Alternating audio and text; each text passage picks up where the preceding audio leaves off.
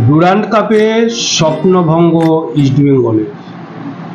গতবারের ফাইনালিস্টদের অভিযান এবার শেষ হয়ে গেল কোয়ার্টার ফাইনালে। শিলং লাজং এফসির ঘরের মাঠে হেরে গেল লাল হলুদ ব্রিগেড। খালি হাতেই শিলং থেকে ফিরতে হলো লাল হলুদ ব্রিগেডকে।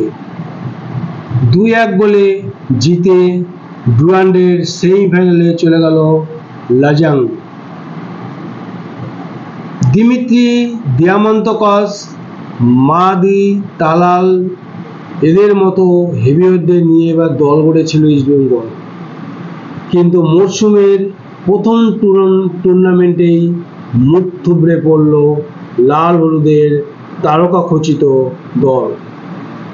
ডুরান্ডে রেজিস্টার করিয়ে শিলংয়ে নিয়ে যাওয়া হয়েছিল ডিফেন্ডার আনোয়ার আলীকে, কিন্তু নকআউট ম্যাচে তাকে খেলানোর ঝুঁকি নিলেন না কার্লোস কুয়াদ্রাত।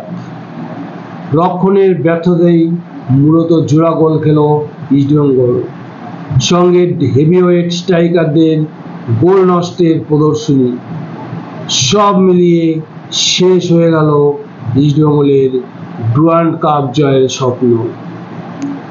এদিন ম্যাচের শুরুতেই গোল করে এগিয়ে যায় লাজাং।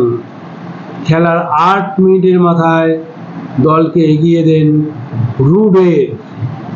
তারপর থেকে একাধিকবার গোল করার সুযোগ পেয়েও তা হেলায় নষ্ট করেন নন্দকুমারেরা। 1 গোলে এগিয়ে থাকলেও ব্যবধান বাড়ানোর মরিয়া চেষ্টা করে যাচ্ছিলেন লাজাংয়ের ফুটবলাররা, তবে ভাগ্য সহায় থাকলে প্রথমার্ধে আর গোল খায়নি লাল হলুদ শিবির। দ্বিতীয়ার্ধের শুরুতেই ইস্টবেঙ্গলের হতশ্রীর ছবিটা পাল্টায়নি। বল পজিশন অনেক এগিয়ে থাকলেও গোল মুখ খুলতে পারেনি কিন্তু দিমিত্রি দিয়ামন্তকসেরা। তবে খেলার 78 মিনিটে পৌঁছে দুরন্ত গোল করেন নন্দকুমার। গোলের পরে জার্সিতে রেসপেক্ট উইমেন্স লেখা বার্তা দেন তারকা ফুটবলার। সমতা ফেরানোর পরও অবশ্য রক্ষণের খারাপ পারফরমেন্স। 48 মিনিটে ফের গোল করে ম্যাচে এগিয়ে গেলেন লাজাং। ফিগর গোলে শেষ 4 টিকিট কেটে ফেলল তারা। ডুরান্ড থেকে একেবারে বিদায় নিল ইস্টবেঙ্গল। তো এই খেলা দেখে কি মনে হচ্ছে?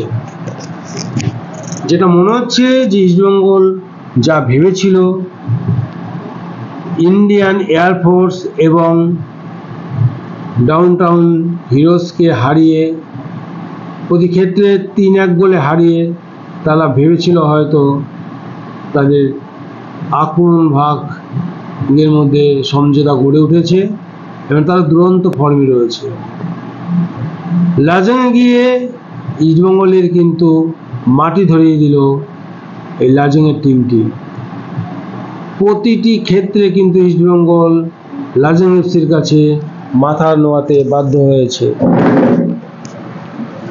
শুধু একটা ক্ষেত্র নয়, প্রতি ক্ষেত্রে, যেমন আক্রমণ ভাগ সেরকম ডিফেন্সে। যতবারই লাজাং আক্রমণে গিয়েছে ইস্টবেঙ্গলের, প্রতি ক্ষেত্রেই কিন্তু মনে হয়েছে এই মনে হয় গোল খেলো, এই মনে হয় গোল খেলো। আক্রমণের দিশারা হয়ে গেছিল ইস্টবেঙ্গল রক্ষণ ভাগ। এই রক্ষণ ভাগ নিয়ে কুয়াদ্রাত কিভাবে পুরো আইসিএল খেলবেন সেটা নিয়ে যথেষ্ট চিন্তিত আছে ওয়াকিবহাল মহল। অর্থাৎ ইস্টবেঙ্গলকে যেখানে যে পজিশনে প্লেয়ার চেয়েছে কার্লোস কুয়াদ্রাত, ইস্টবেঙ্গলের ম্যানেজমেন্ট কিন্তু সেখানে সেরকম ধরনের প্লেয়ার নিয়ে দিয়েছে।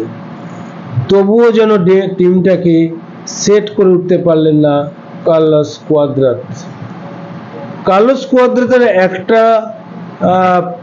সিদ্ধান্তে আমি সত্যিই অবাক হয়ে গেছি। কি করে এটা সম্ভব হয়?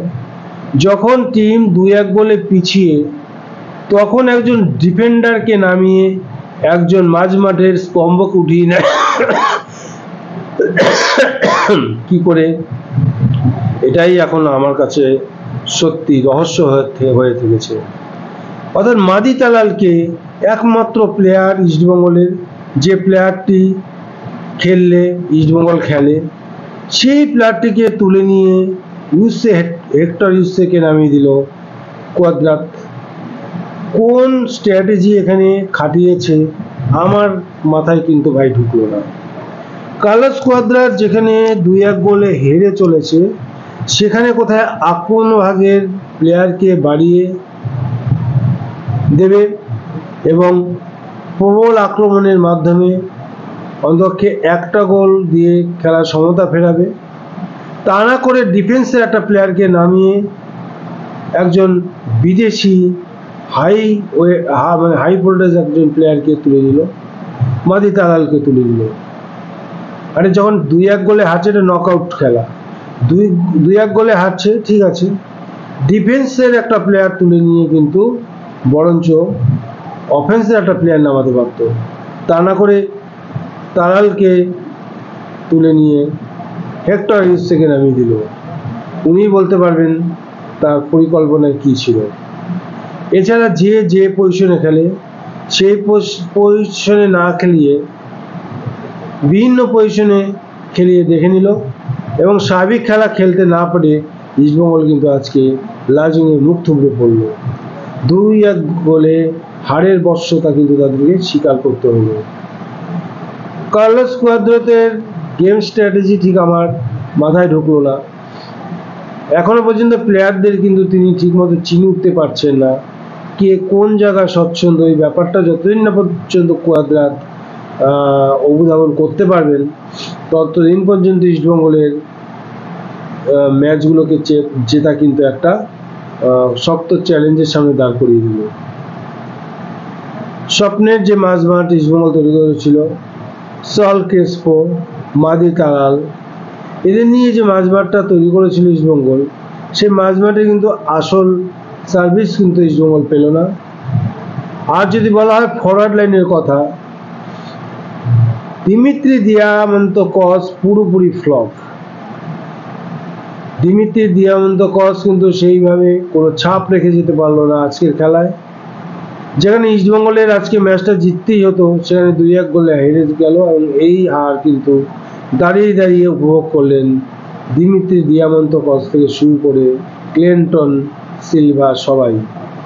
প্রচুর গোলের সুযোগ নষ্ট করেছেন সিলভা এবং দিমিত্রি দিয়ামান্তকসরা, এবং এইভাবে গোলের সুযোগ নষ্ট করার খেসারত কিন্তু তাদেরকে একেবারে শেষে দিতে হলো। অর্থাৎ 2-1 গোলে কিন্তু হারের বর্ষতা তাদেরকে স্বীকার করতেই হলো। তো ইস্টবেঙ্গলকে আর আমরা সল্টলেক স্টেডিয়ামে সেমিফাইনালে দেখতে পাবো না এবং ডিনার কাপ থেকে এবছরের মতো চিরতরে তারা বিদায় নিলেন। লাজং যোগ্য দল হিসেবেই সেমিফাইনালে চলে গেল। এক্ষেত্রে ইস্টবেঙ্গলের অনেক প্রতিকূল, এক্ষেত্রে আমাদের বলতে হবে, অনেক প্রতিকূল আবহাওয়া যেমন প্রতিকূলে ছিল, মাঠ ছিল প্রতিকূলে, মাঠে যে দর্শক ছিল পুরোটাই লাজংয়ের সাপোর্টে ছিল। এই বিষয়গুলোকে মাথায় রেখেই কিন্তু একজন পেশাদার প্লেয়ারকে খেলতে হয় এবং সেইভাবে খেলেই কিন্তু জিতে আসতে হয়। ইস্টবেঙ্গলের কিন্তু প্লেয়াররা সেই ডিপার্টমেন্ট দেখাতে পারলো না, অর্থাৎ লাজং এফসির কাছে হেরে এবছরের মতো ডুরান থেকে তারা বিদায় নিল। আমরা দেখব আগামী 23 তারিখ ইস্টবেঙ্গলের সঙ্গে পাঞ্জাব এফসির খেলা, এবং সেই খেলাটি কিন্তু হবে জামশেদপুরে। ওই খেলায় মোহনবাগান কীরকম পারফরমেন্স করে সেটা আমরা দেখব। আর এতদিন পর্যন্ত মোহনবাগান কিন্তু সেরকম কোনো, আবারও বলছি, সেরকম কোনো বড় টিমের কাছে বা টিমের সাথে তারা খেলেনি, এবং মোহনবাগানের ডিফেন্স লাইন কিন্তু এখন পর্যন্ত সেইভাবে পরীক্ষিত নয়। সুতরাং পাঞ্জাব এফসি একটা যথেষ্ট শক্তিশালী দল এবং তাদের নতুন কোচ আসা তাদের শক্তি বহুগুণ বেড়ে গেছে। এরকম একটি দলের বিরুদ্ধে খেলতে নামছে 27শে আগস্ট মোহনবাগান, এবং পাঞ্জাব এফসিকে হারাতে গেলে মোহনবাগানকে তাদের পারফরমেন্সের ঊর্ধ্বে উঠতে হবে এবং হারিয়ে তারা সেমিফাইনালে যেতে পারে। এখন দেখার 23 তারিখে মোহনবাগান কীভাবে পাঞ্জাব এফসিকে হারিয়ে দেয়, বা পাঞ্জাব এফসিও কিন্তু ছাড়া পাত্র নয়। যদি মোহনবাগানকে হারাতে পারে, তারাও সরাসরি চলে যাবে সেমিফাইনালে। তো কি হতে পারে, তোমাদের কি মত আছে সেটা তোমরা কমেন্টস করে জানাতে পারো। আমার এই ভিডিওটা যদি তোমাদের ভালো থাকে তাহলে একটা লাইক দেবে, কোনো কমেন্টস থাকলে অবশ্যই কমেন্টস দেবে, অবশ্যই শালীনতা বজায় রেখে। তো খুবই খারাপ লাগলো আজকে ইস্টবেঙ্গল হেরে যাওয়ার জন্য। আশা হচ্ছি মোহনবাগান অন্ততকে বাংলার সম্মান রক্ষার্থে আগামী পাঞ্জাব এফসি ম্যাচ যেন জয়লাভ করতে পারে এবং ফাইনাল যেন কলকাতাতেই হয় এবং ফাইনালিস্ট দল যেন এই কলকাতারই হয়, এই আশা জানিয়ে তোমাদের সবাইকে গুড নাইট বলে আজকের ভিডিও শেষ করছি। আবার দেখা হবে। Good bye.